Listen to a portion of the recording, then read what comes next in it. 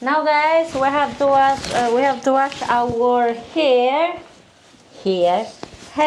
kasi dumating na yung pagkakataon na kailangan na nating i-wash dahil nga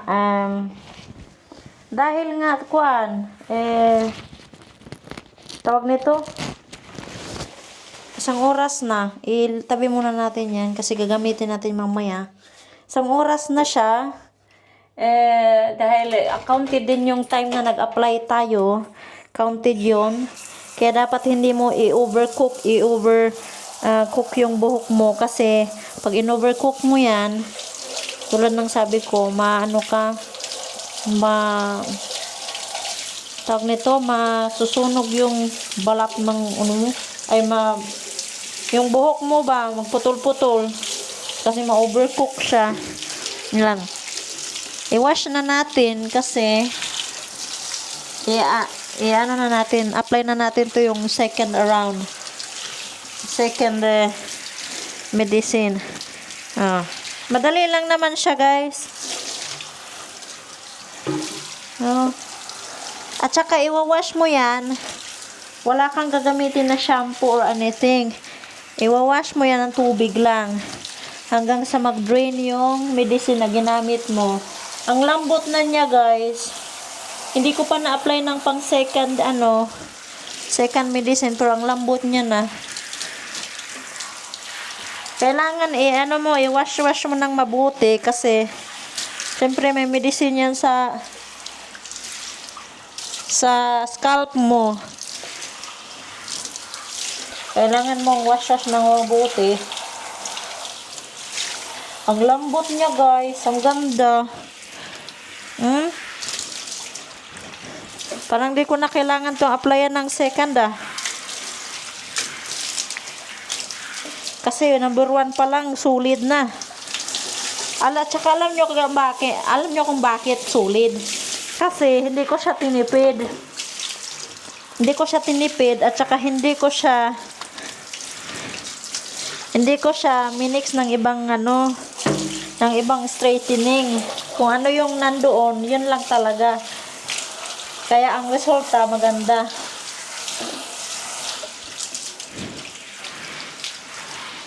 Nakikita nyo yan? Ang ganda ng resulta. Ang ganda ng resulta. I'm impressed. First pa lang yan, tuwid na yung buhok ko. Galing naman. Akalain mo yun.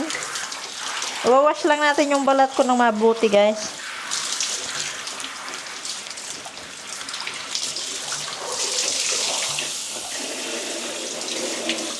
Impressive, very impressive. Bibili pa nga ako ng marami niyan. Tapos, tulad ng sabi ko, magre-ribbon ako, sideline ko, ribbon ng mga gusto magpa-ribbon. Kaya ang gusto magpa-ribbon, guys, mag-book lang kayo. Tingnan ko kung free ako kasi may trabaho din ako.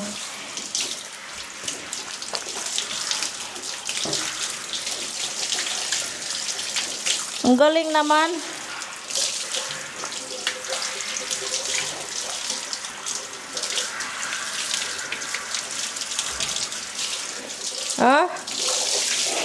Very smooth. Very smooth. I'm so satisfied with the result.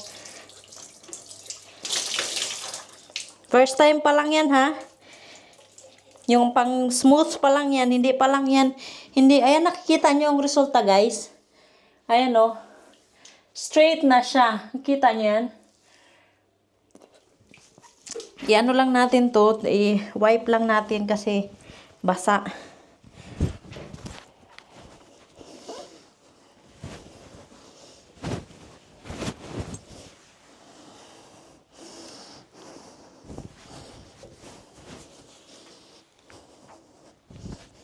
Tsaka pag magpunas kayo, huwag nyong kusot-kusutin kasi magkukulot yan siya.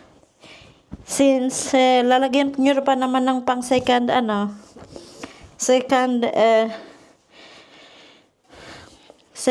medicine, at least yung first hindi na nasira yung buhok, natuwid na siya. ano lang lang, ganyan nyo lang ang pag wipe ninyo, ganyan mo lang, oh, ganyan. Tapos i-blower natin to para magkulot. O yan. Tika lang guys. Very impressive guys. Look at the result. Hindi pa yan number 2 ha. Nan mo yung result. Oh. Number 1 pa lang yan, pero yung resulta niya, oh, mukha na akong nakariband. Oh. Ang galing naman. Oh. Kaya lang namumula yung tainga ko. Ayan. Hindi pa yan siya, ano yan guys, hindi pa yan final Ano pa lang ito, yung first one pa lang, pero tingnan mo oh. Grabe, natuwa ako sa resulta. Kaya bibili ako pa ng ganun. Kaya yun na lang gagamitin ko pang reband sa mga gusto magpa-reband. Mura lang pa-reband ko guys. Depende sa buhok sa length ng buhok nyo. Oh, tingnan mo naman. Oh. Grabe. Na-impress ako dun Ngayon guys, i-blower natin to kasi kailangan natin tong patuyuin bago natin i-plansya. Blower natin.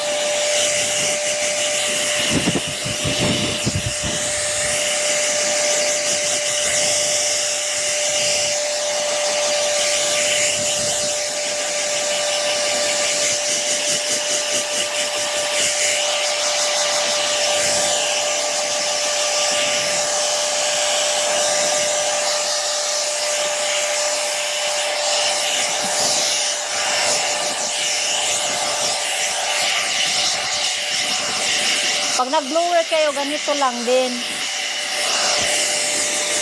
Sariling sikap, guys. Sariling sikap na nga. Maganda yung resulta. Ano pa kaya kung gagawin ko to sa iba? Diba?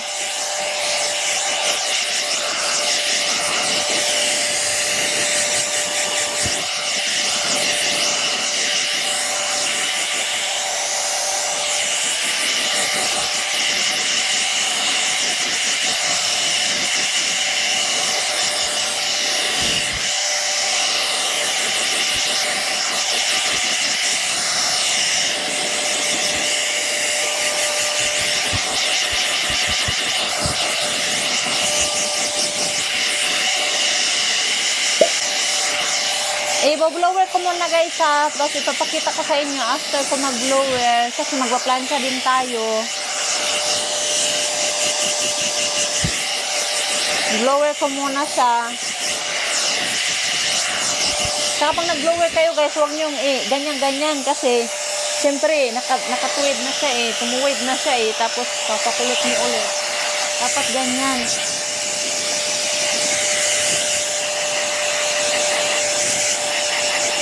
Blower ko muna guys Ayan guys, as you can see guys, straight na siya, hindi nakagaya sa dati kanina. Before, 'di ba? Before natin in-apply, ano na siya, grabe yung ano niya ngayon.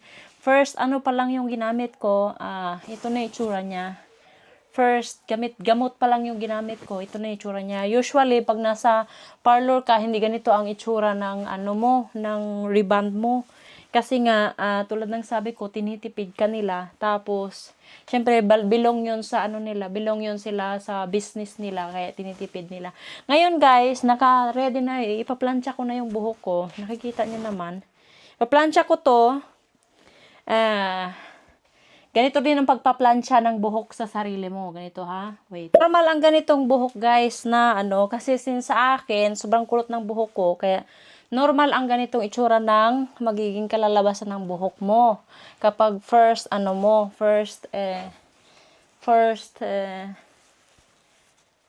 apply mo. Ngayon, pag nagplansya ka, dapat sobrang nipis. Kasi kailangan yung buong buhok mo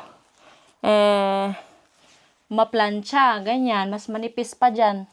Pag malalaman, maano nyo naman, napansin nyo yung dun sa parlor, sobrang nipis sila pag nagplansya, kaya minsan amoy sunog na yung buhok mo. Kasi nga, pag plinansya nila, sobrang nipis. Ngayon, minipisan pa natin to, pero, ayan, oh. Ganyan din guys, pag nagplansya ka, ganito, tika lang, ganito, hawakan mo dito, ganyan mo, ayan. So, ipaplansya na natin para ma-apply na natin ng gamot. Ngayon, 2 plansya ang gagamitin ko guys, kasi dapat mabilisan. Ganyan ang pagpamplansya ng buhok mo sa sarili mo ay, ganyan. Oh. Tsaka dapat, pag may may sa harapan mo, may salamin ka, tulad ko, may salamin ako sa harap ko para nakikita ko yung ginagawa ko. Kasi pag wala kang salamin, hindi mo makikita. O, paano na? Tingnan ko kung hindi ako parang masusunog yata ako nito sa tawag nito sa plancha. Ganyan lang pag plancha, guys. 'Di ba? Oh, tapos paliit-liit lang. Tapos after mo i-plancha 'yan, lagay mo sa likod para yung na-plancha mo na hindi siya magme-mix sa na-plancha at saka hindi na-plancha. Oh. 'Di ba? Tapos ito, ganyan din, ganun din. Aw! Fuck. Ganito minsan, pag nagpa-plancha ako, nasusunog talaga ako. Kasi nga, syempre, ikaw ba naman magplansya ka sa sarili mo, hindi ka masusunog, di ba? Pero, kasama yan sa buhay-buhay, nasusunog ka nga sa parlor. Sarili mo pa kaya, na sarili mong sikap. Gagawin mo sarili mong sikap, di ba? That's part of the life, charot. Ganyan. Tapos, kung bago mag-continue, mo muna, check mo muna sa likod mo kung naplansya na ba, ganon. Tapos, next. Wag sobrang makapal guys, para ma-flat talaga yung buhok mo. Yan, ganito lang, continue, ganyan lagi, ganyan. Yung pagplansya sa sarili mong buhok, pag naplansya mo, yung pa konti-konti, tapos sa side, yun nun. Tsaka malambot na siya guys, kaya hindi na siya mahirap plansyahin kasi malambot na siya. Diba? Ganun lang.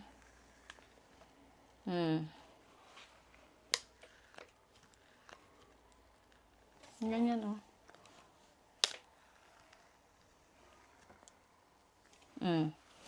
Diba? Konti-konti lang. Ngayon, i-plancha ko lang yung buhok ko, guys. Hanggang, ganyan yung gawin nyo. Tapos, yung hanggang sa matapos yung kabila. Tapos, ipapakita ko rin sa inyo kung paano ko paplansyahin yung kabilang side. Kasi dito. Okay? Ayan, guys. Malapit na tayong matapos. Ito na yung natapos natin. Hindi ko na siya binidyo ng hanggang sa umabot nito. Dito kasi, tawag nito, mauubos yung time natin. Pero syempre, ano ko lang siya, i-video ko lang siya kapag halimbawa umpisa tapos malapit or sa umpisa tapos pag malapit nang matapos. Tulad niyan, malapit na siyang matapos. Ganyan lang ganyan lang ang plansya ng sarili mo. Hindi man siya ganun ka dali kasi pag nasa nasa parlor ka, mabilis lang, upo ka lang. Pag ikaw, syempre, kailangan mo pang kapain yung buhok mo. Ang hirap palang magplansya, guys. Yung plansya ang sobrang tagal eh.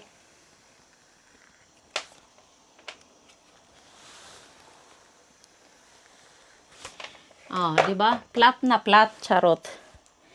Oh, ganun lang.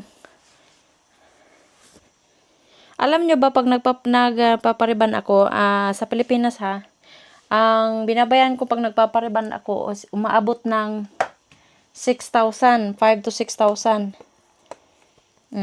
'Di ba? Tapos dito 3,000 crown, which is 15,000. 'Di ba? So Pilipinas walang-wala. Sa bagay kasi doon, hindi ka nagbabayad ng tax, dito nagbabayad ka ng tax eh. Nagbabayad naman ng tax sa Pilipinas, kaya lang hindi lahat ang nagbabayad ng tax.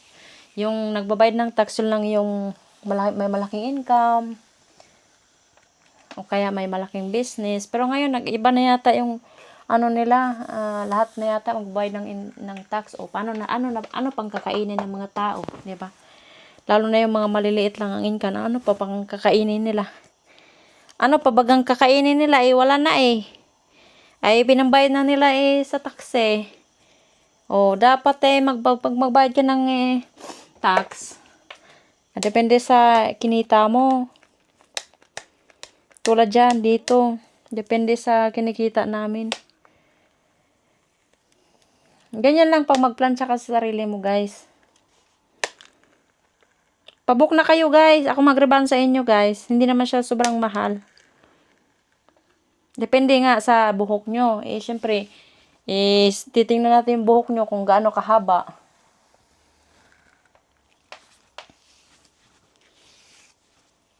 Kasi, pagdating sa mga ganito, may mahaba akong pasensya eh. Mahaba pasensya ko pagdating sa ganito eh. Dalawa yung plancha na ginamit ko kasi, kailangan kasi mainit ang plancha na gagamitin mo pag nagplancha ka. Hindi yung malamig. Kaya dalawang ginamit ko kasi dalawa naman yung plancha ko. Bumili kasi ako ng isa pang bago. Ayan, nandito na tayo sa Nandito na tayo sa kabilang. Hindi, meron pa pala dito. Konti na lang. Konti na lang siya sa side. Alright. Papakita ko ulit sa'yo mamaya yung pag-umpisa ko sa kabila. Ayan guys, mag-uumpisa na tayo sa kabila kasi tapos na tayo dito sa left side natin. Ngayon, yung mas mahirap kasi, dito sa right side, mas mahirap i-plansya. Kasi, syempre, lalo na pang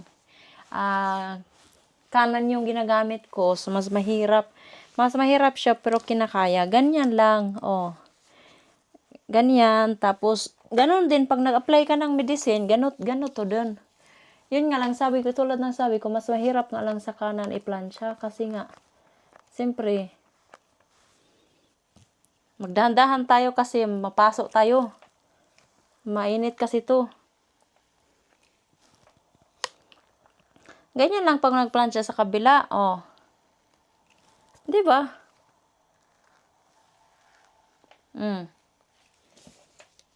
Tapos ganyan. Tulad lang sabi ko, wag nyo kapalan. Kasi pag kinapalan nyo, hindi yan i-straight sa gusto nyo. Tapos lagyan nyo sa likod. Kasi na-straight na yun eh. So, dito naman, ganon din, yung pag plansya mo, paunti-unti. Kasi kung kakapalan mo, hindi siya mas maganda.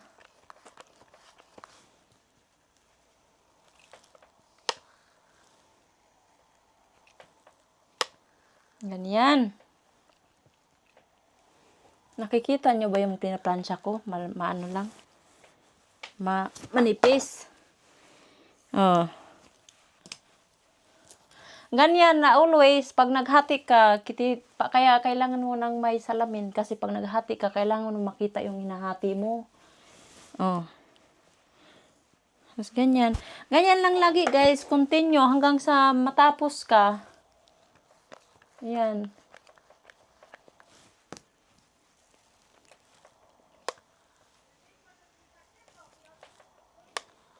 May taong dumaan sa labas. Nakabukas kasi yung bintana dahil umuusok dito. Nasa kwarto kasi ako.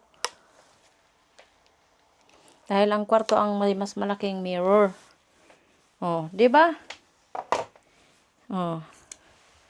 Hanggang sa matapos ka. Matagal nga lang siya. Kaya lang, pero okay lang yan kasi Tulad ng sinabi ko, may pasensya ako, charot. Yun yan. Plansya mo yung kabila. Suklayin mo muna kung magusot, syempre. Alam nga namang, plansya mo na magusot, hindi. Mahirap iplansya yun. Mas lalong mahirap.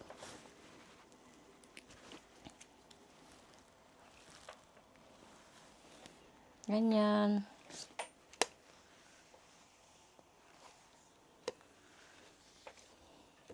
Diba? Ganyan.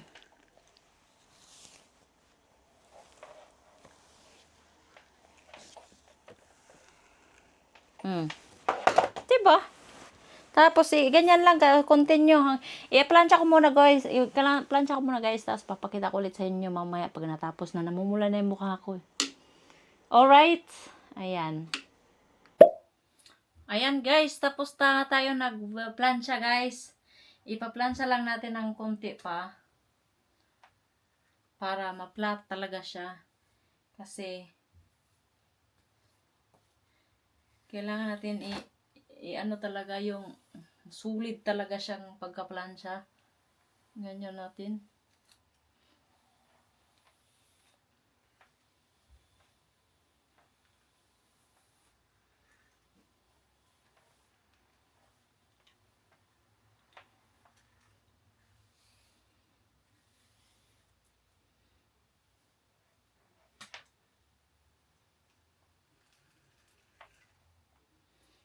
Tapos, hawak-hawakan mo kung flat na.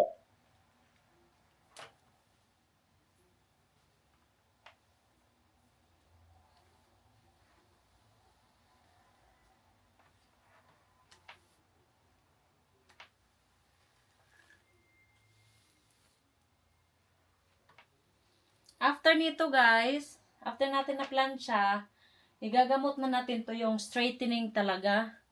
Para yung ano na to, yung buhok natin na ganito, nakaano na siya, yung permanent siya. Oh. Nakita niyo yung likod ko? 'Di ba maganda? Hindi ko alam kung kita niyo. Ang haba pa ng buhok ko, guys. Oh. Diba? Nakaupo kasi ako dito kasi yung salamin nandito eh. Suklayin natin. Ganyan. Ito din sa kabira. Ngayon, guys, ano natin, i-apply na natin to ng medicine. Yung pang ribbon, medicine ribbon. Konti pa, ganyan pa.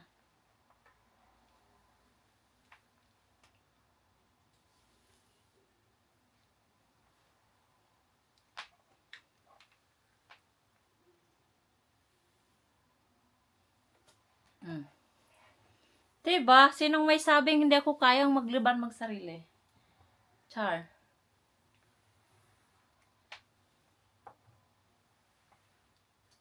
Kaya yan. Basta ako. O, diba? Tapos gagamutin na natin to pang straightening. Para perfect talaga siya. Iano ko lang to dito. Yung medyo kulot-kulot pa. Iano ko lang. Ganyan ko, oh.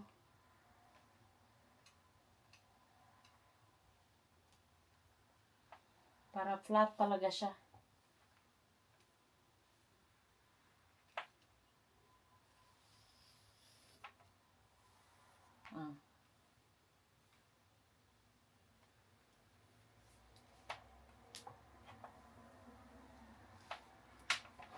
Diba? Diba, guys? Very good ako, diba?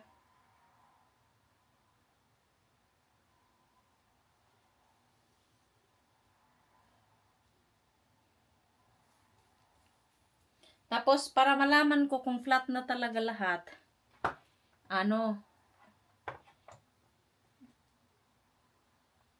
check ko yan. Ganon lang. O tara, ano natin, kulayan na natin. Di ba? Ang ganda. Ganda yarn. Tapos, titatalian lang para to pag magtrabaho. Ayan. I-apply na natin ang gamot, guys.